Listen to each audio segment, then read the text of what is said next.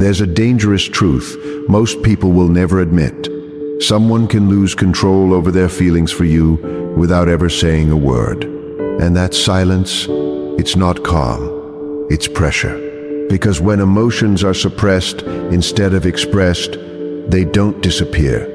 They mutate, they intensify. They start leaking through cracks the person doesn't even realize exist. And here's the part that should make you uncomfortable. You're not imagining it. That subtle shift in their tone, the way they linger just a second too long, the strange inconsistency between their words and their energy, that's not confusion, that's conflict. But here's the truth. What you're witnessing is not attraction in its simple form. It's a psychological war happening beneath their surface, a war between control and desire. And this is where it gets dangerous. Because when someone tries to suppress what they feel for you, their subconscious doesn't cooperate. It rebels. Freud called this repression, the act of pushing unacceptable desires into the unconscious mind. But what he didn't romanticize is how those desires fight back. They don't stay buried. They twist themselves into behaviors. Unexpected ones, contradictory ones, obsessive ones. Most people don't see this. They think love looks like clarity, confidence, and expression. But real, uncontrollable emotion? It looks messy. It looks unstable. It looks like someone losing grip on their own identity. And if you pay attention, you'll start noticing the signs. Not the obvious ones, the hidden ones.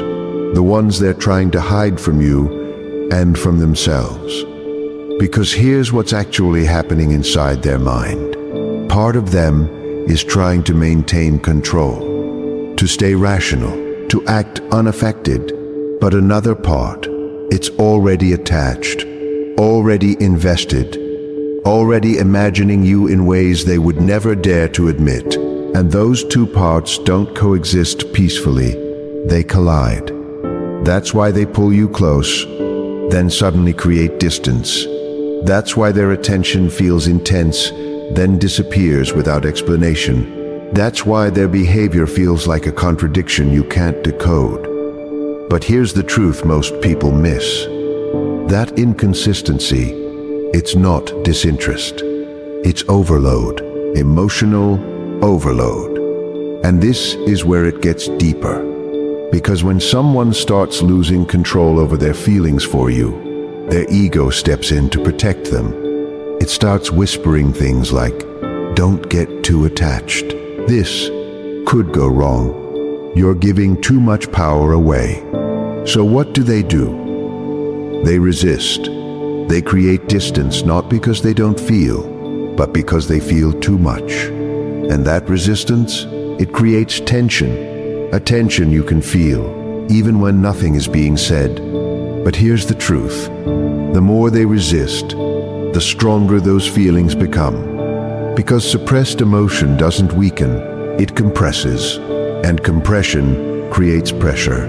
And pressure eventually needs release. But here's where it gets even more unsettling. That release doesn't always come out as love. Sometimes it comes out as frustration, irritation, coldness, even avoidance. Because they don't understand what's happening inside them. They just know something about you is disrupting their sense of control.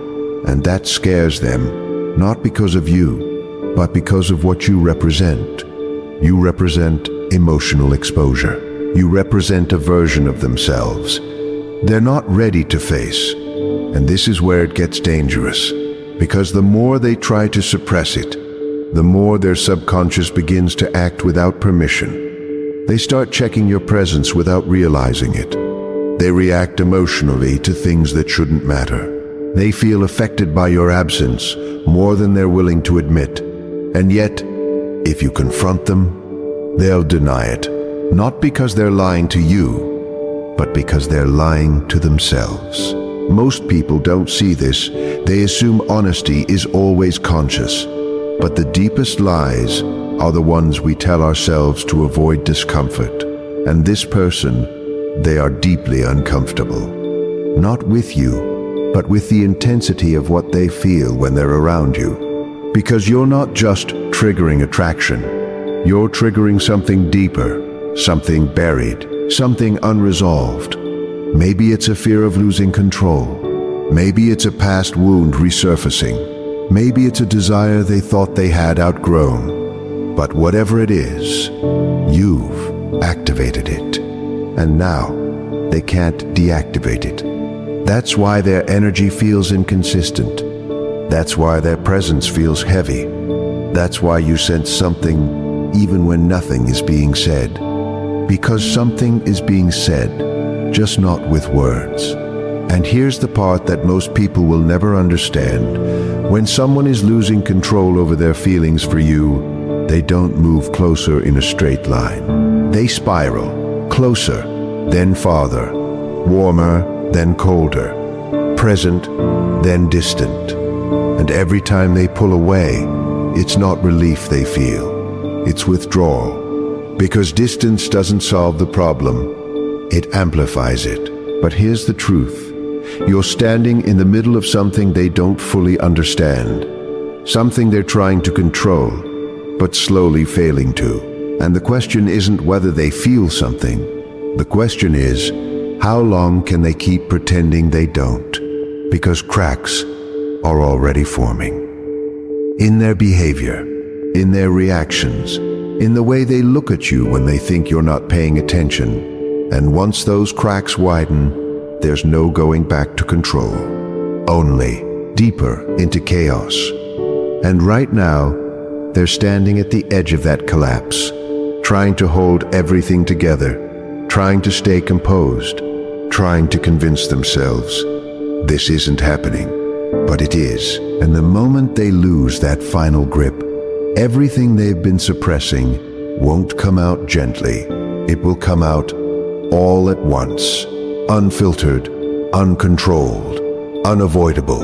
And when that happens, nothing between you will stay the same. They thought distance would fix it. They convinced themselves that if they just stepped back, if they just created space, if they just acted normal, this intensity would fade.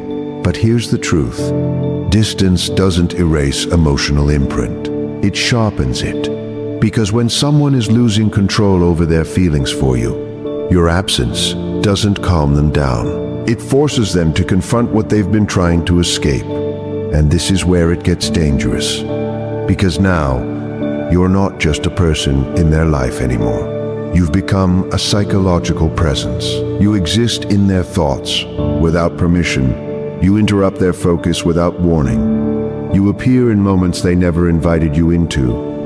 And the more they try to push you out, the deeper you embed. Most people don't see this. They think obsession starts with desire. It doesn't. It starts with resistance. Because what the mind resists, it tracks. What it tracks, it strengthens. And what it strengthens, eventually consumes attention. So now they're caught in something they don't understand. Part of them is trying to regain control, to reestablish emotional independence, to prove to themselves that they are not affected. But here's the truth. Every attempt to not care is actually proof that they do. Because indifference doesn't require effort. And this is exhausting them. You might notice it, that slight tension in their presence. That underlying frustration they can't explain. That emotional charge that appears out of nowhere. But here's the truth. It's not random. It's the result of internal contradiction. They are trying to feel less, while their subconscious is forcing them to feel more. And this is where it gets deeper, because this conflict begins to distort their behavior. They start overanalyzing small interactions. They replay conversations you've already forgotten. They attach meaning to things you never intended, not because they're irrational, but because their mind is trying to solve you, to understand why you affect them the way you do. But here's the truth. You are not the puzzle. Their own emotional repression is. And this is where it becomes unsettling. Because the more they try to analyze you, the more they reveal themselves. Their reactions become disproportionate. Their silence becomes louder. Their attention becomes more focused, even when they try to hide it. And you feel it. You feel that strange pull, that invisible tension that doesn't make logical sense. Because it's not logical, it's psychological. And this is where it gets dangerous, because now their ego is losing control over the narrative. At first, they told themselves, "It's nothing. It will pass. I'm in control." But now, they're not so sure, because something isn't passing, something is growing, quietly, relentlessly, without their permission. And the more it grows, the more it threatens their identity. Because here's the truth most people avoid. We build identities around control, around emotional independence, around the belief that we choose what we feel.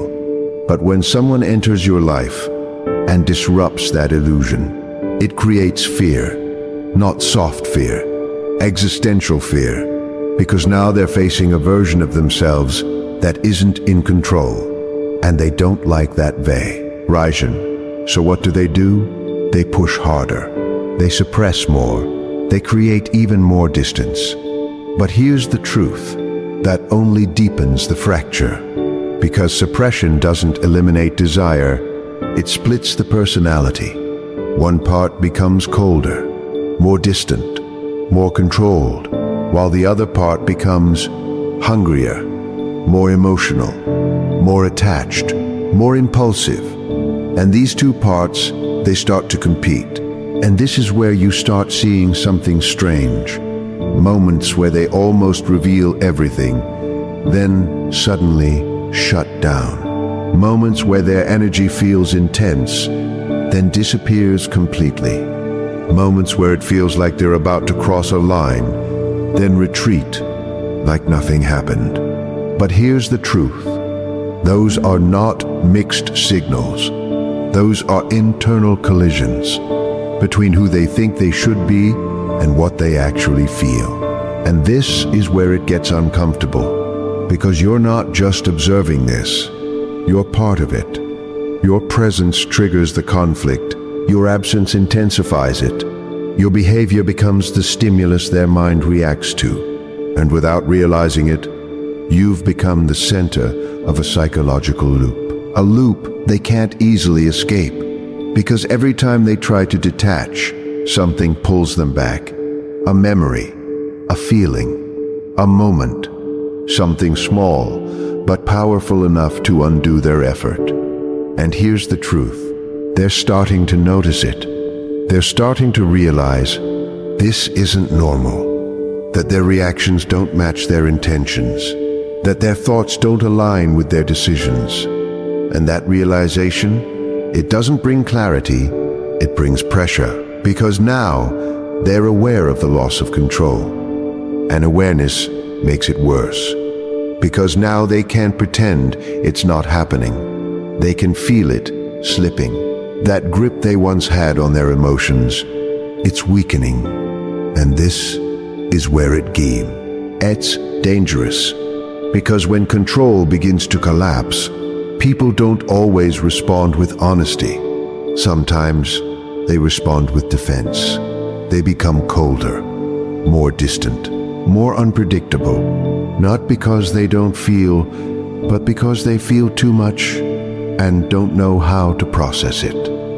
And this creates a new layer of tension, because now their behavior doesn't just confuse you, it confuses them. They start questioning themselves. Why am I reacting like this? Why does this person affect me so much? Why can't I just move on? But here's the truth. The more they question it, the deeper they fall into it. Because attention feeds emotion. And they can't stop paying attention. Not to you. Not to what they feel. not to the internal storm they're trying to suppress. And now, it's no longer just about attraction, it's about loss of control. And that's something the human mind resists at all costs. But resistance has a limit, and they're getting closer to it. Closer to that moment where suppression fails. Closer to that point where the subconscious takes over. Closer to that breaking line where everything they've been holding back starts pushing forward. And when that line is crossed, it won't look subtle anymore. It won't be something they can hide behind silence. It will demand expression in ways they didn't plan, in ways they didn't prepare for, in ways they won't fully understand until it's already happening. By now, the illusion of control is no longer stable. It's thinning, and what's underneath is starting to surface in ways they can't fully regulate anymore. Because here's the truth. When emotional repression reaches its limit, the subconscious doesn't ask for permission. It overrides, quietly at first, then suddenly. And this is where their internal conflict becomes visible in their behavior, whether they intend it or not. You may notice it in subtle but undeniable shifts. The way their attention sharpens when you're near, then becomes distant when they realize it's noticeable. The way they initiate contact, then hesitate right after. The way their energy seems to lean in, but their actions pull back. This isn't randomness. This is internal fragmentation. Freud would describe this as the conflict between the id and the ego. The id pushing raw desire forward, while the ego tries to suppress, filter, and maintain control. But here's the truth most people ignore. When that balance breaks, behavior stops being consistent. It becomes reactive, and reactivity is always a sign of internal pressure. So what you're seeing now is pressure finding exits, in micro-expressions, in overcorrection. Because when someone is losing control over their feelings for you, they begin to monitor themselves excessively. They overthink how they look, how they speak, how they respond, not because they are insecure in general, but because they are aware of how much you matter in that moment, and that awareness creates tension, because every interaction with you starts to feel significant. Not casual, not neutral, not forgettable, significant. And significance changes behavior. It introduces weight into something that should feel light. Now every word carries implication. Every pause carries meaning. Every glance carries a question they're not ready to answer. And this is where it gets psychologically exhausting for them, because they are no longer just experiencing emotions. They are managing them, silently and imperfectly. But here's the truth. Emotions that are managed instead of expressed don't stabilize. They accumulate. And accumulation leads to overflow. That's why you might start noticing moments where their composure slips. Not dramatically, not obviously, but enough to reveal what they're trying to hide. A reaction that feels slightly too strong. A response that feels slightly too delayed. A tone that shifts without clear reason. These are not accidents. These are leaks. Signs that their internal control system is under strain. And this is where the psychological pressure intensifies. Because now, they are not only dealing with their feelings for you, they are dealing with the fear of being seen as affected, seen as vulnerable, seen as someone who is losing control. And that fear adds another layer of repression, so the cycle deepens. Feelings increase, suppression increases, pressure increases, behavior becomes more unstable, awareness increases, suppression increases. Again, a loop, a tightening loop, and the tighter it becomes, the harder it is to escape. Because now, even their attempts to act normal require effort, and anything that requires effort cannot be sustained indefinitely. Eventually, the mind fatigues, and when mental fatigue sets in, defenses weaken. Not all at once, but enough for cracks to widen. And through those cracks, emotions begin to show without filtering. That's when you might see unexpected honesty in their reactions. Not necessarily in words, but in behavior, in presence, in the way they prioritize you without explaining why, in the way they react faster than they think, in the way they struggle to maintain emotional neutrality around you. And here's the uncomfortable truth. At this stage, they are no longer fully choosing their reactions. Their subconscious is beginning to take the lead. And the subconscious doesn't care about social rules. It doesn't care about timing. It doesn't care about appearing composed. It cares about expression, release, balance. So it starts pushing them toward you, even while their conscious mind resists it. That internal push and pull becomes visible in their inconsistency. And to you, it may feel confusing, but to them, it feels like being divided, split between two directions they can't reconcile. One part saying, stay in control. The other saying, move closer. One part saying, don't risk it. The other saying, you already feel too much to ignore this. And neither side fully wins.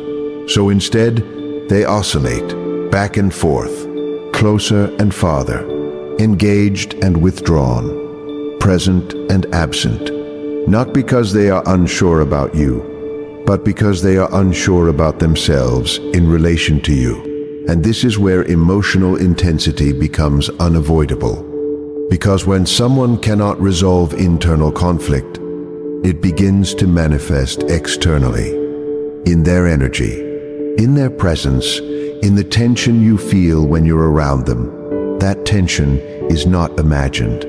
It's transmitted, subconsciously. And now, even in silence, something is being communicated. Not clearly, not directly, but undeniably. And this is the point where many people misinterpret the situation.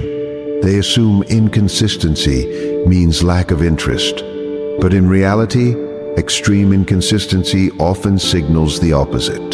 Too much internal engagement, too much emotional activation, too much pressure to maintain control over something that is already slipping beyond conscious regulation.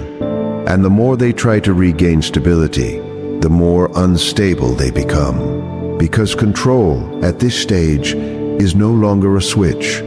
It's a balancing act. And they are starting to lose balance, not completely, but enough to feel it, enough to question it, enough to resist it unsuccessfully. And as this continues, their behavior will start revealing patterns they cannot fully explain.